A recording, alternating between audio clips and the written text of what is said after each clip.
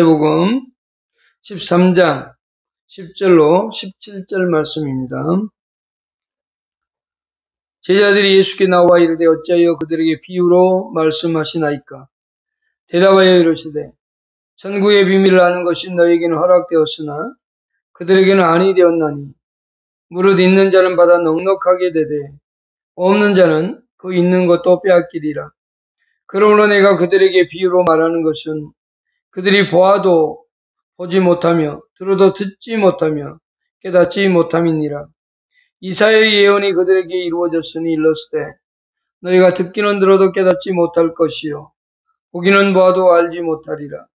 이 백성들의 마음이 완악하여져서 그 귀는 듣기에 둔하고 눈은 감았으니 이는 눈으로 보고 귀로 듣고 마음으로 깨달아 돌이켜 내게 고침을 받을까 두려워함이라 하였느니라. 그러나 너희 눈은 봄으로 너희 귀는 들음으로 복이 있도다. 내가 진실로 너희에게 이르노니 많은 선지자와 의인이 너희가 보는 것들을 보고자 해도 보지 못하였고 듣고 너희가 듣는 것을 듣고자 해도 듣지 못하였느니라. 아멘. 비유로 말씀하신 이유, 이렇게 제목을 정했습니다. 비유로 말씀하신 이유, 또 비유로 설명하신 이유, 이렇게 되겠습니다. 우리는 마태복음을 마태복음을 계속적으로 설교하다가 잠시 11월 달에 감사에 대해서 살펴보았습니다. 이제 다시 우리는 마태복음으로 돌아와서 마태복음을 계속적으로 설교해 가도록 하겠습니다. 이 마태복음 13장은 7개의 비유가 있습니다. 그리고 그 비유를 왜 비유를 설명하는지가 두 군데 나옵니다. 오늘 읽은 본문과 34절, 35절에 또 한 번 더 나옵니다. 왜 비유로 설명을 했었는지에 대하여 설명해 주고 있습니다. 오늘 이제 비유로 설명하신 이유, 이 첫 번째 부분입니다. 10절로 17절의 내용입니다. 예수님은 여기서 7가지로 비유를 설명해 주고 있는데, 첫 번째, 씨 뿌리는 비유, 가라지 비유, 겨자씨 비유, 누룩의 비유, 감추인 보화의 비유, 진주의 비유, 그물의 비유, 이와 같이 7가지를 통해서 천국은 이런 곳이다 라고 설명을 해주고 있습니다. 이것을 우리 하나씩 살펴보도록 하겠습니다. 왜 예수님이 비유로 설명을 했느냐? 첫 번째입니다. 인간의 언어로는 전체를 다 규정할 수 없기 때문입니다. 우리 가진 언어로 이 천국에 대해서 한마디로 이것이다 이렇게 말할 수가 없다는 겁니다. 왜냐하면 천국은 너무나 광대하고 크기 때문에 그렇습니다. 그리고 우리가 단 한 번도 경험해보지 못한 세계고, 또 그 천국이 얼마나 크고 넓고 또 위대한 곳인지 우리는 알 수 없기 때문에 이것은 천국이다 이렇게 말할 수가 없습니다. 사도행전 2장 2절과 3절에 보면 이런 말씀이 있는데요. 호련히 하늘로부터 급하고 강한 바람 같은 소리가 있어 그들이 앉은 온 집에 가득하며 마치 불의 혀처럼 갈라지는 것들이 그들에게 보여 각 사람 위에 하나씩 임하여 있더니 성령이 임한 사건입니다. 오순절 성령의 사건이라고도 하죠. 그 성령의 사건이 있었는데요. 성령이 임하신 사건인데 그 사건을 이렇게 표현하고 있습니다. 호련히 하늘로부터 급하고 강한 바람 같은 소리가 있어 라고 했죠. 3절에 마치 불의 혀처럼 갈라지는 것들이 그들에게 보여. 왜 이렇게 표현을 할까요?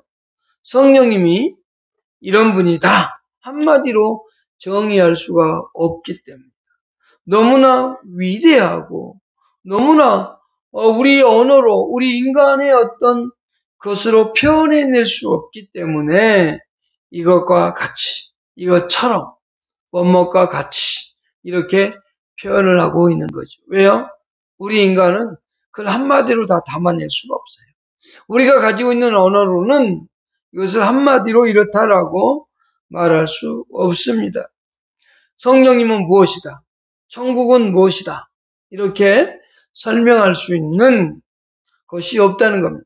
이렇게 말할 수 있는 게 없어요. 우리가 가지고 있는 언어를 가지고는 도저히 성령님은 이거다. 천국은 이거다. 이렇게 말하는 것은 불가능하다는 겁니다. 그래서 무엇과 같다.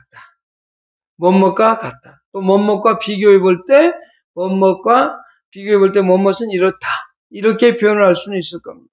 그렇게 설명은 가능하지만 무엇이다. 하나로 그렇게 설명하기는 어렵다는 거죠. 왜? 너무나 크고 방대하고 위대하니까요. 그런데 이제 어떤 사람들이 이렇게 간증을 합니다. 나는 천국을 갔다 왔다. 나는 천국을 1시간 동안 다녀왔다.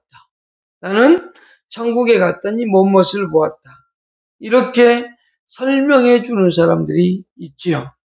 그러면 이 사람들이 말하고 있는 천국이 전부일까요? 그게 전체일까요? 아니라는 거죠. 그들이 어떤 특별한 아주 독특한 하나의 경험을 했을 뿐이지 그것이 천국이 이거다라고 말하는 것은 스스로가 예수님보다 자신들을 더 높이는 결과를 나타냅니다. 예수님도 천국은 이거다 라고 말하지 않거든요. 천국은 이와 같은 것이다. 이와 같은 것이다 라고 하면서 7개의 비유를 들어서 설명해 주고 있습니다. 그런데 우리 인간은 내가 천국 한번 갔다 왔으니까 그게 최고인 것처럼 설명을 하죠. 사도 바울 같은 경우는 고린도서 12장에 보면 천국에 다녀온 지 14년 만에 자신이 천국에 다녀왔다는 얘기를 합니다. 근데 이제 자신의 사도직이 위협을 받고 있고 또 반대 세력들에게 공격을 당하다 보니까 그것을 설명할 수밖에 없는 그런 상황이 왔던 거죠. 그래서 14년 전에 경험했던 그 경험을 얘기한 것 뿐입니다.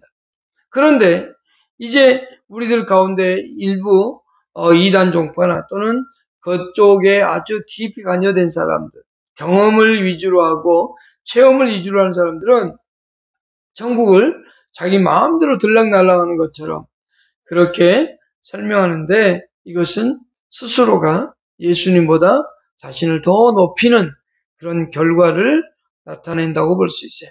어쨌든 천국은 우리의 언어로 쉽게 설명할 수 있는 그런 곳은 아니다는 겁니다. 어떻다라고 바로 분명히 설명하기 어렵기 때문에 예수님께서는 천국은 이렇다 이렇게 말씀하고 있는 겁니다. 두 번째, 우리에게 천국이라고 하는 곳을 쉽게 이해시키려고 쉽게 이해하도록 하기 위해서 비유를 설명해 주고 있습니다. 천국은 우리 인간이 여러분과 저 모두가 다 단 한 번도 경험해 보진 못한 그런 세계입니다. 우리들은 천국을 직접 가서 경험해 본 적이 없는 사람들입니다. 그래서 예수님은 가장 잘 이해할 수 있는 실제 생활들을 통해서 이 비유들을 들어서 그들에게 천국에 대해서 설명하고 가르쳤습니다. 제가 서두에 천국은 7가지로 비유를 들어서 설명했다고 그랬는데요. 농사 짓는 비유가 4개가 있습니다. 씨 뿌리는 비유, 가라지 비유, 겨자씨 비유, 누룩 비유.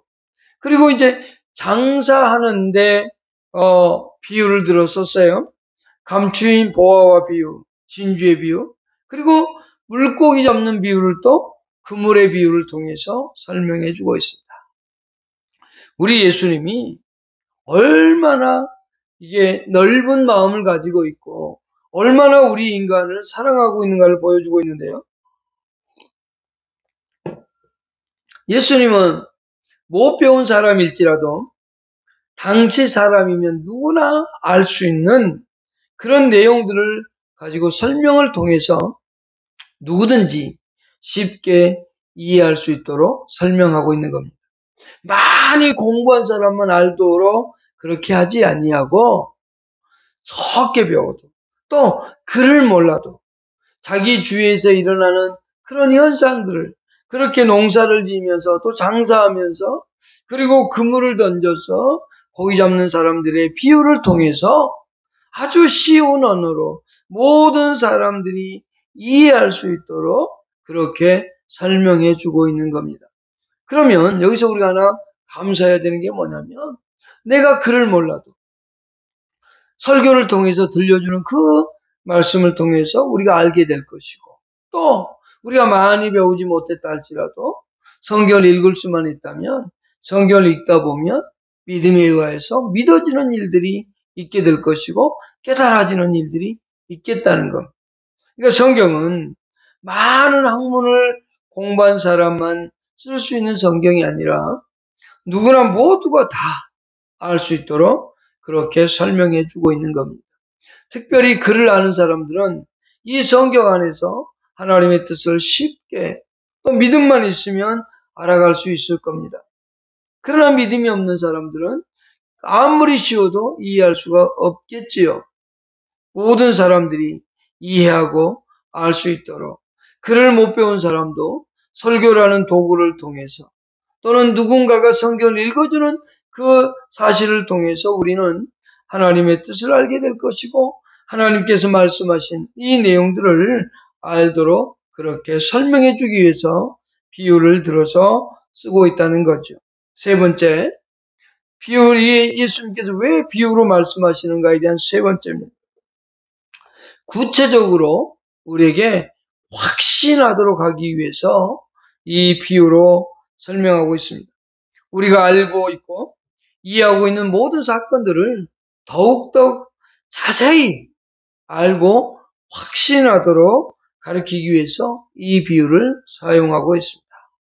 우리는 어떤 사건들을 통해서 그 사건들을 알 수 있는데, 예수님은 이 비유를 가지고 우리에게 더욱더 큰 확신을 허락해 주고 있는데요. 마태복음 13장 10절과 11절 보십시다. 제자들이 예수께 나와 이르되 어찌하여 그들에게 비유로 말씀하시나이까? 대답하여 이르시되 천국의 비밀을 아는 것이 너에게는 허락되었으나 그들에게는 아니 되었으니 라고 얘기하죠. 예수님의 제자들이 왜 지금까지 직설적으로 설명해 오시다가 여기 와서 비유로 설명해 주십니까? 라고 하는 거예요. 여기를 잘못 해석을 하면 예수님의 의도와 정반대로 해석할 수도 있어요. 여기서 진짜 해석을 하면서 조심해야 되는 게 있어요. 그것은 뭐냐면, 이 해석을 잘못하게 되면 예수님이 의도한 바는 다른 의도로 해석이 될 수 있기 때문입니다. 그것은 무슨 말이냐면, 천국은 어떤 사람들, 특히 택하지 않는 사람들에게 감추기 위해서 이것을 설명하는 것처럼 보일 수 있습니다.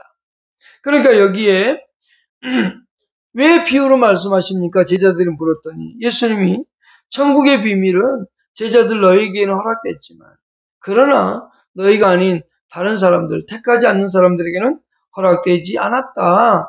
그러니까 그들에게 이 비유를 감추기 위해서 내가 지금 이것을 말하고 있는 거야. 이렇게 잘못 해석할 수도 있거든요. 그런데요, 이것은 오해고 잘못된 해석입니다. 이 본문의 뜻을 자세히 알려면 12절을 보셔야 돼요. 12절 보십시다.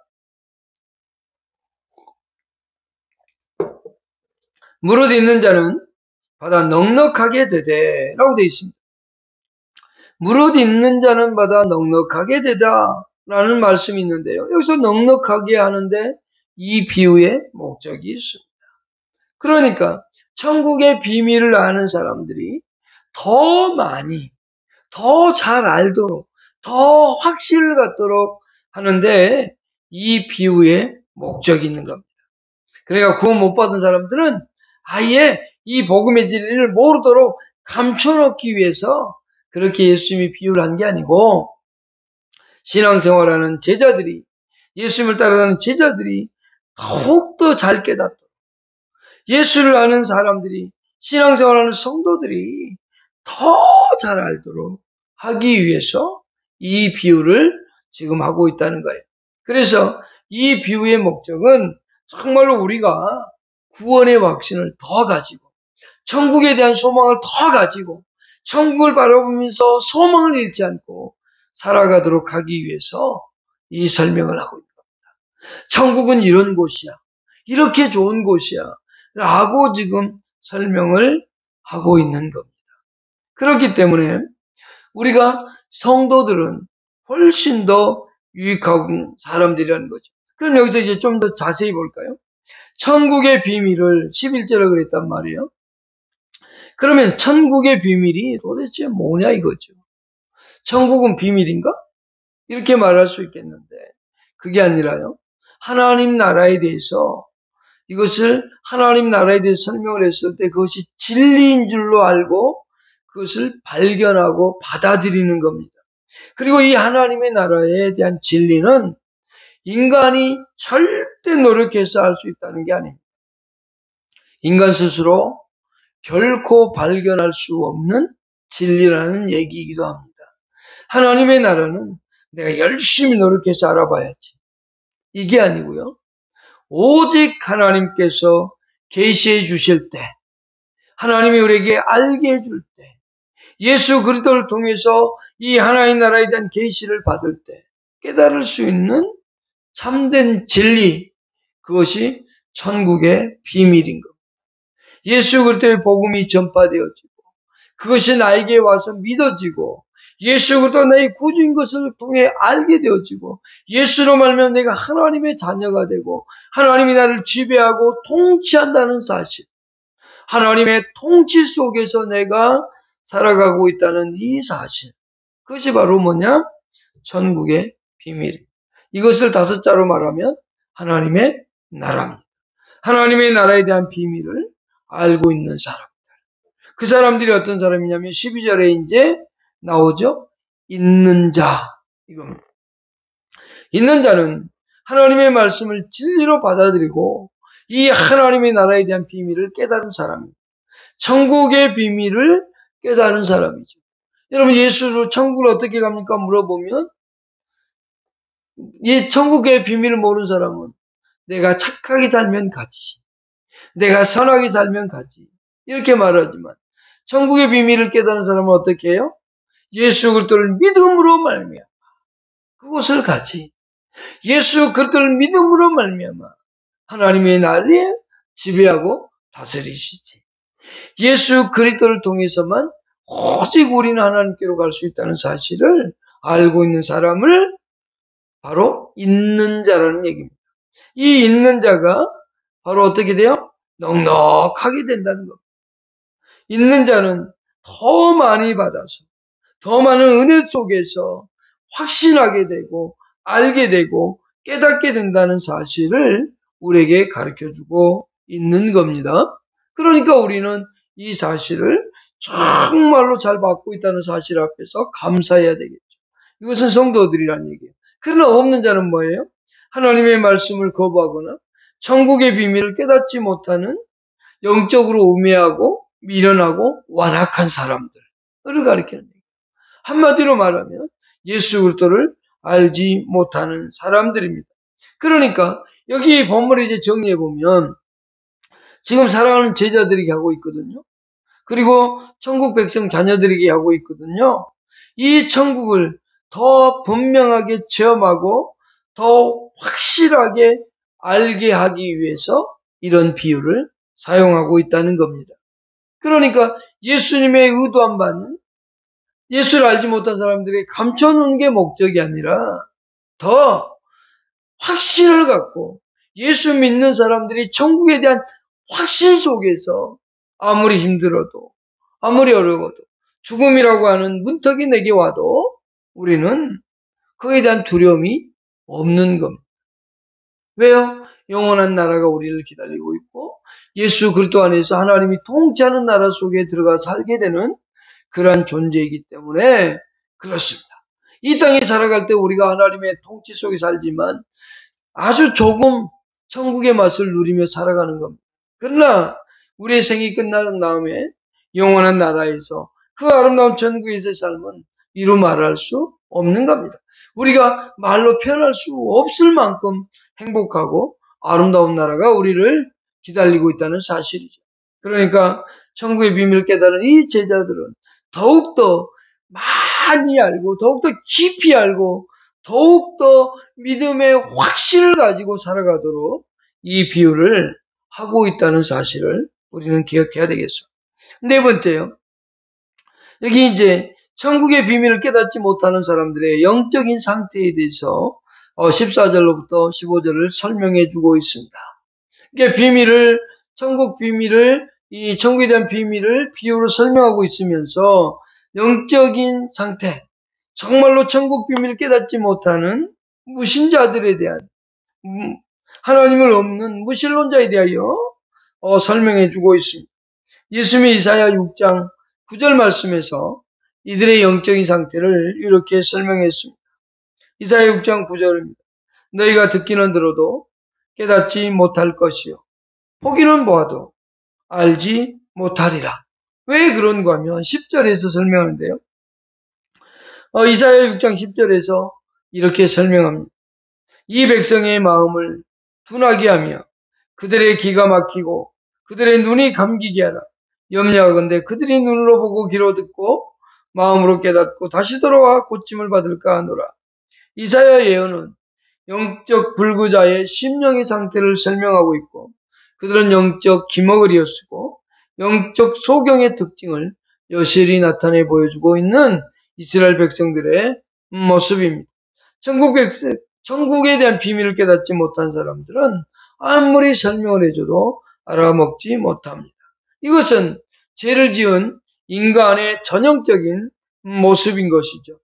인간의 죄 가운데 있는 사람들은 전혀 죄의 용서를 받지 못하고 하나님을 알지 못하고 하나님의 은혜 가운데 있지 않는 사람들의 상태는 하나님의 말씀을 들어도 깨닫지 못합니다. 아무리 들려줘도 깨닫지 못할 것이며 아무리 보아도 그들은 보고도 믿지를 않는 것입니다. 그들은 영적인 상태가 바로 그와 같은 거예요. 우리 인간의 전형적인 모습이 그와 같은 겁니다. 그렇기 때문에 이 성도님들은, 신앙생활하는 성도들은 우리가 세상 가운데 죄를 안 짓는 건 아닙니다. 우리 성도들도 죄를 짓습니다. 그렇지만 죄를 짓더라도 지금 예수님이 말한 무신론자들처럼 정말 하나님 모르는 사람처럼 그렇게 무디어져가는 삶을 살지 않기 위해서 우리가 죄 가운데 있을지라도 회개함으로 돌아오고 간절히 회개할 뿐만 아니라 평소에 늘 하나님의 말씀을 묵상하고 그 말씀에 따라 살려고 하고 그 말씀에 늘 귀 기울이는, 그래서 우리의 영혼의 상태가 흐트러지지 않도록 해야 함이 우리에게는 필요한 겁니다. 우리는 하나님의 말씀을 묵상하면서 그 하나님의 말씀 안에서 살아가기 위해 몸부림치는, 그럴 때 죄와 싸워 이길 수 있는 신앙이라는 것을 잊지를 말아야 됩니다. 다섯 번째 생각할 것은, 이 비유로 설명한 이유 가운데 다섯 번째가 되는 것은 제자들이 받은 복입니다. 제자들뿐만 아니라 오늘날 성도들도 동일하게 받는 복입니다. 그것은 뭐냐면 16절입니다. 16절과 17절에 그러나 너희 눈은 봄으로 너희 귀는 들음으로 복이 있도다. 내가 진실로 너희에게 이르노니 많은 선지자와 의인이 너희가 보는 것들을 보고자 해도 보지 못하였고 너희가 듣는 것을 듣고자 해도 듣지 못하였느니라. 이렇게 말씀하고 있습니다. 제자들은 구약에 있는 선지자들과 의인들이 받은 복과는 비교할 수 없는 복과 그런 특권을 누리고 있습니다. 이 제자들이 받은 복은 뭐냐면 예수 그리스도를 직접 모시며 살고 있는 겁니다. 그러면서 항상 그 예수님의 모습을 목격하고 늘 그분의 말씀을 듣고 있는 제자들이 복된 겁니다. 왜냐하면 구약의 선지자들과 의인들은 단지 예언으로서만 앞으로 오실 메시아를 열렬히 사모하면서 살아가는 겁니다. 제자들처럼 직접 예수님을 대면하고 만나서 얘기하고 있지는 않습니다. 그래서 선지자들과 의인들은 앞으로 오실 메시아에 대한 기대감, 그것을 가지고 예언을 하고 하나님의 말씀을 선포하곤 했지만 예수님을 직접 만나고 예수님의 구속사역을 그들은 눈으로 보지 못했다는 겁니다. 그래서 제자들은 이 선지자들과 의인들보다는 훨씬 복을 받아 누리는 사람들이요. 또한 특권을 가진 사람들이요. 명예를 갖고 살아가는 사람들입니다. 예수 그리스도의 제자로 선택되었다는 것은 인간이 누릴 수 있는 최고의 복이면서 특권이고 명예인 겁니다. 예수님께서 예수님의 직접적인 제자가 된다는 것처럼 행복한 복은 없습니다. 그러면 어떤 사람들은 이 영적인 진리를 모르는 사람들은 이렇게 말할 거예요. 그럼 예수님 따라다니면 제자들이 복을 받았는데 물질적으로 성공했나? 권력적으로 성공했나? 명예적으로 성공했나? 이렇게 접근하는 사람들은 하나님을 알지 못하는 이사야 선지자가 말했던 그와 같은 영적으로 무지한 자들에 불과한 겁니다. 제자들의 축복은 뭐냐면 예수님과 지금 함께 있다는 사실이고 예수 그리스도의 말씀을 직접 듣는다는 게 가장 큰 복입니다. 그리고 예수 그리스도를 통해서 구속의 사건을 직접 목격한다는 겁니다. 그리고 그 첫 번째 대상이 되며 그 예수 그리스도의 사도로 부르심을 받는다는 것. 그것이 가장 큰 복인 겁니다. 그렇다면 오늘날 제자의 직분을 감당하고 있는 성도들은 어떨까요? 오늘날 우리 믿음을 가지고 있는 성도들 또한 예수 그리스도의 구속의 사건을 다 알고 있고 믿고 있고 성경을 통해서 예수 그리스도를 만나는 그리고 성경을 통해서 하나님의 말씀을 통해서 하나님을 만나고 하나님의 음성을 듣는 우리들이기 때문에 구약에 있는 제자들보다 훨씬 복을 받은 사람들입니다.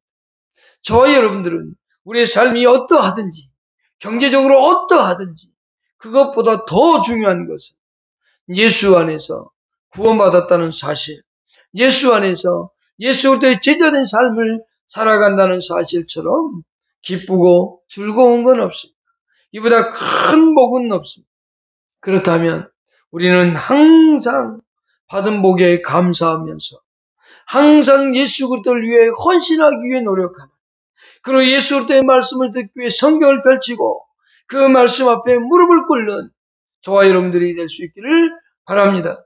그리고 성경을 계속적으로 묵상해 가면서 천국의 그 큰 비밀을 더욱더 많이 알고 확실히 알아가는 저와 여러분이 될 수 있기를 바랍니다.